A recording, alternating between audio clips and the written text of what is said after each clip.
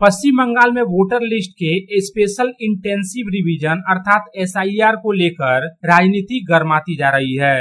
इस बीच राष्ट्रीय चुनाव आयोग ने पश्चिम बंगाल के मुख्य निर्वाचन अधिकारी को दिल्ली तलब किया है। चर्चा है कि राज्य के मुख्य निर्वाचन अधिकारी के साथ दिल्ली में 2 दिवसीय बैठक होगी।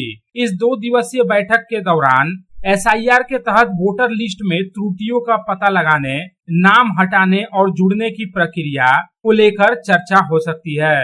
बताया जा रहा है कि राष्ट्रीय चुनाव आयोग ने बिहार के बाद अब पश्चिम बंगाल में भी एसआईआर चालू करने की तैयारी पूरी कर ली है। अगर सब कुछ ठीक ठाक रहा तो काली पूजा के बाद अब कभी भी पश्चिम बंगाल में एसआईआर की प्रक्रिया शुरू हो सकती है।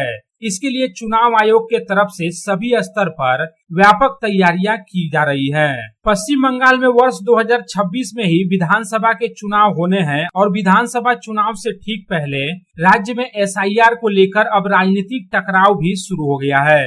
एक तरफ जहां केंद्रीय गृह मंत्री अमित शाह पहले ही कह चुके हैं कि पश्चिम बंगाल में हर हाल में एसआईआर होगा, वहीं दूसरी तरफ तृणमूल कांग्रेस के नेताओं ने चेतावनी दी है कि अगर किसी भी वैध वोटर का नाम वोटर लिस्ट से हटाया गया तो न सिर्फ आंदोलन किया जाएगा बल्कि इस मामले में पार्टी के तरफ से कानूनी सहायता भी दी जाएगी। गौरतलब है कि अभी हाल ही में बिहार में एसआईआर के तहत लगभग 65 लाख से ज्यादा वोटरों के नाम वोटर लिस्ट से हटाए गए थे।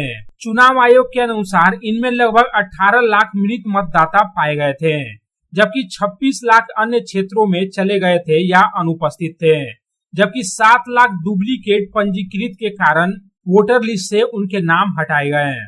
बहरहाल कुल मिलाकर देखा जाए तो पश्चिम बंगाल में इस तरह से एसआईआर प्रक्रिया को लेकर तय समय सीमा है, क्योंकि विधानसभा का चुनाव वर्ष 2026 में ही होना है। इससे संकेत मिलता है कि जल्द ही एसआईआर की प्रक्रिया शुरू हो सकती है। Bureau report, public times.